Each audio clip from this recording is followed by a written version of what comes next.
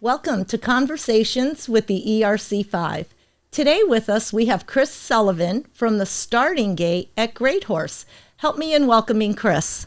Hi, Chris. Hi, how are you, Grace? Good. Great to be here. Thank you. I am so excited to have you with us. I am also excited to be here. I'm a big fan of Thank the you. work that you've done and your team up at the Starting Gate. Thank you. So tell us a little bit about the Starting Gate, because so many of us hear the Starting Gate at GreatHorse, and we know that GreatHorse is a private club. However, the Starting Gate is open to the public. Yes, that's correct. So we sit on the same property. The Starting Gate at GreatHorse is open to the public. It's a beautiful 14,000 square foot building that can be broken down into different spaces so it accommodates some great style events. So we can do anything from a small 2 to 5 person event, and we also have the ability to do larger events up to 300 without a dance floor, sometimes with a dance floor. The rooms will break down for corporate events if you need breakout space, but there's also a great addition onto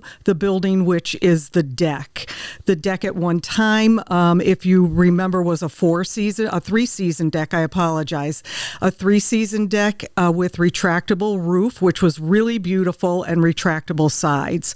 The footprint now is the same, but it's fully enclosed, floor to part of the roofing windows that open completely to the side, so we still have the same open air feel. The roof will not retract.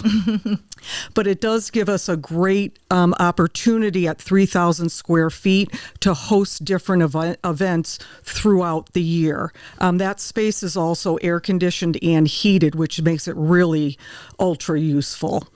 Wow. So the Starting Gate, open to the public. The GreatHorse itself is a private club and a private membership golf course.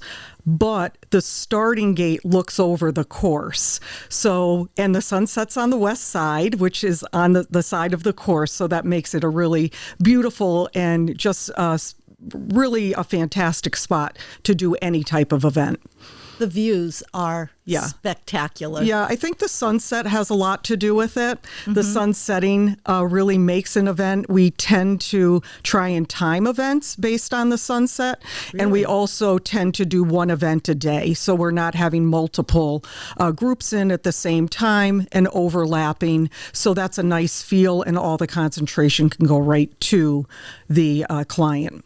Yeah, that is fabulous, because I have been to events where, you know, you're the first wedding of the day and you feel how they're pushing you out the door. May not be their intention, but you do get that feel because they've got to get ready for the next event. So that's fantastic that you do that. Yeah, we try and engage with the client, and obviously they, as long as their guests are first, and it helps us not to, as you said, worry about moving another guest out or client and helping the others get in quite quickly. So with us, you have it all day. It's a rental all day, especially for the larger events that are considered, I would say, weddings. We do galas, corporate events. We also have the opportunity to do small bridal showers, baby showers, as well as small dinners, as well as large dinners. So you name it, we'll try and do it for you. So what are your favorite events to do? So I would say, I mean, they're all a favorite because they're all interesting and they're all different. I have to say I do like the theme baby showers. We've done some really fantastic baby showers. One child's name is Charlie, and we did Charlie in the Chocolate Factory as the theme. It was super cute. That was great. We've also done a boy story, little boy to come. Mom wanted a boy story, so we did some really great centerpieces and placemats, and we designed the wall. We have some walls, we call them white walls, in the space that have some shelving on them, and we designed those. And the table setting itself were the right colors. So we go from, I would say, beginning to end, just to try and make sure it's a full event, and that includes the timing of an event. So we watch everything that will go into the event appropriately. Well, you certainly do, because I have had the opportunity to work with you on our Feast of the East event, and that was I love that event. spectacular. You didn't miss a beat on that. And I've also been there for, you do the Christmas event. Yes. And then most recently, you did the Princess event. Yes. And what I love is that you don't miss anything on the details. You get all those tiny little things that make a world of difference. You recently created like the bell, and there was that mirror, and you had this great thing on there.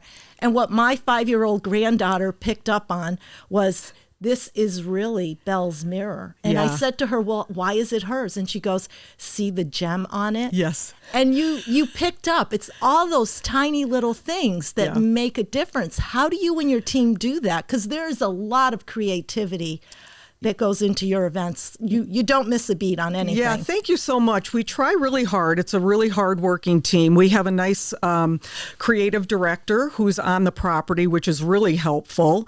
And we work as a team. You have to utilize your resources.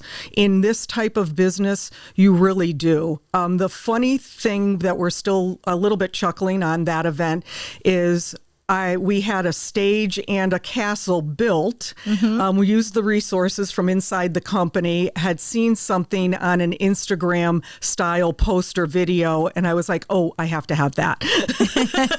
So we really work on the details. I'm pretty detail oriented. So the little gem, the bows, and it's really meticulous work. And the staff is really good about just setting aside time. It's all about time management and making sure that the mirrors are cut and the bow gets hot glue gunned on and the gem is glued on, and then it gets put on the napkin, and everything will sit correctly on the table. If it's not correct, I don't know how many of those little crowns. We had little crowns for the girls and crowns for the little guys, the princes and the princesses.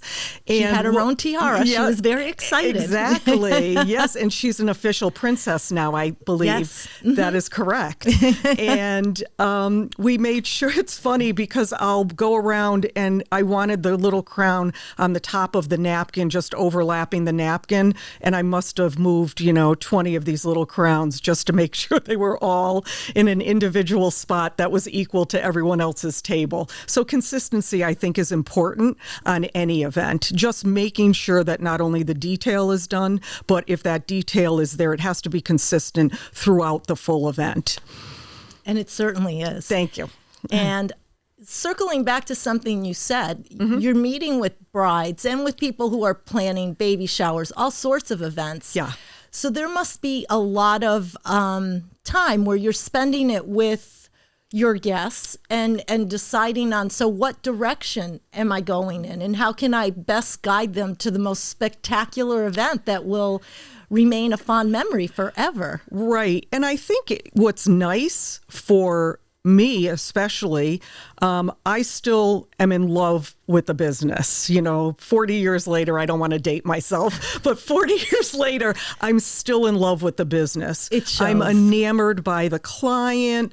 We want as a team to do the very best we can. I think you have to listen. You have to listen to your client. You have to hear what their vision is. And our goal as the starting gate is to try and exceed that expectation while making sure that we haven't gone astray from what their true vision was. But we want that expectation to be really high.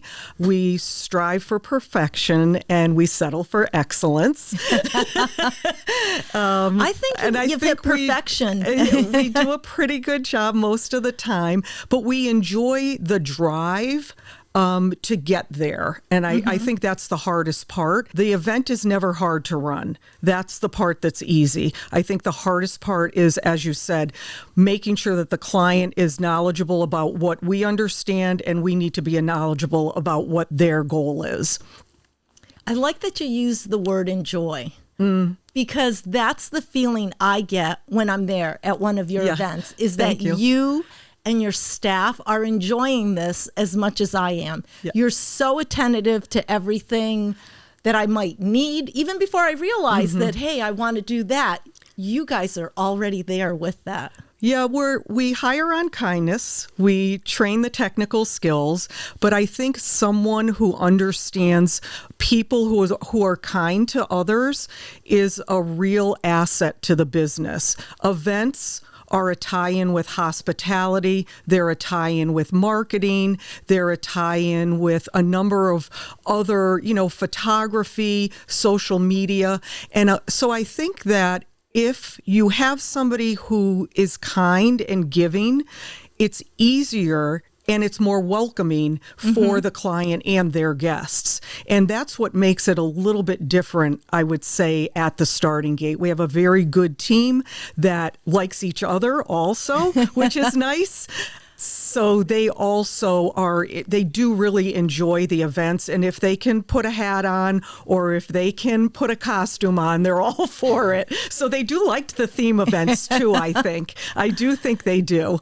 Well, I have to tell you, I am very excited about our Feast in the East 2023. Yep. And working with you and your team and seeing how we can take that up a notch or two from what we did last year. And it was absolutely amazing last year. And I know this year will definitely supersede all of that. Thank you. We did love it. It's a great event. And there's so many people who chatter about that event, which is really nice. We're proud to be able to host that event with you. Wow. So it's excellent. Yeah, we'll put it up a notch or two. And we've got that amazing deck. Yeah, we got have the deck. Amazing deck. And again, I think it's great that you enclosed that all, but you did the windows from top to bottom, so nothing took away from the view. You're out on that deck, because I've been in there with it now closed, and it just feels like you really are taking in all of it. It's like, that is so beautiful. Yeah, the open